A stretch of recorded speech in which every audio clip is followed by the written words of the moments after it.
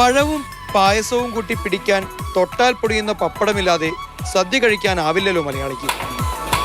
ഓണമായതോടെ വിപണിയിലെ സൂപ്പർ താരങ്ങളാവുന്നത് പപ്പടവും പപ്പട നിർമ്മാതാക്കളുമാണ്.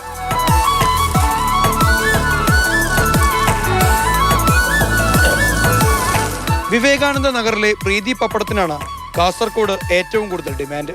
രാവും പകലും നിർത്താതെ തൊഴിലെടുത്താണ് ഇവിടെയുള്ള തൊഴിലാളികൾ കേരളത്തിന്റെ വടക്കേയറ്റത്തെ അടുക്കളകളിൽ പപ്പടം എത്തിക്കുന്നത്.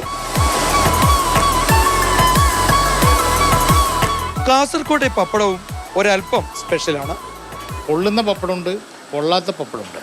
പൊള്ളാത്ത പപ്പടം കുറച്ച് ഡ്രൈ ആയിട്ടുള്ള സാധനമാണ്, അത് പൊള്ളില്ല. അത് മറ്റുള്ള സ്റ്റേറ്റുകളിലൊക്കെ ആ പൊള്ളാത്ത പപ്പടങ്ങളാണ് ഉപയോഗിക്കാറ്. പക്ഷെ പപ്പടം ഇവിടുന്ന് തെക്കോട്ട് പോയി കഴിഞ്ഞാൽ, അതായത് ഏകദേശം കാഞ്ഞങ്ങാടിന് എത്തിക്കഴിഞ്ഞാൽ പിന്നെ എല്ലാവർക്കും പപ്പടം പൊള്ളിയില്ലെങ്കിൽ അത് വലിയ രീതിയിലുള്ളൊരു കംപ്ലൈൻ്റ് ആയിട്ട് വരികയാണ്. ഇവിടെ കാസർഗോഡ് 2 വിഭാഗം ആൾക്കാരുണ്ട്. പപ്പടം പൊന്തുന്നത് ഇഷ്ടപ്പെടുന്നുണ്ട്, പൊള്ളാത്ത പപ്പടത്തിന് ഇഷ്ടപ്പെടുന്നുണ്ട്. 2 വിഭാഗം ജനങ്ങൾ ഇവിടെ ഉണ്ട്. ഭക്ഷണത്തിൻ്റെ കൂടെ ഒരു പപ്പടം നിർബന്ധമായിട്ട് കഴിക്കുന്ന ആളുകളാണ് തെക്കോട്ടൊക്കെ.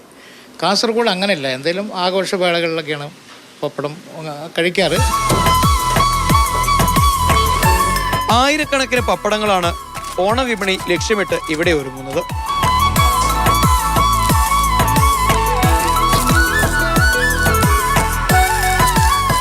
ഓണം പൊടിപൊടിക്കാനായി കാസർകോട്ടെ പപ്പടങ്ങളും വിപണിയിലേക്ക് എത്തുകയാണ്.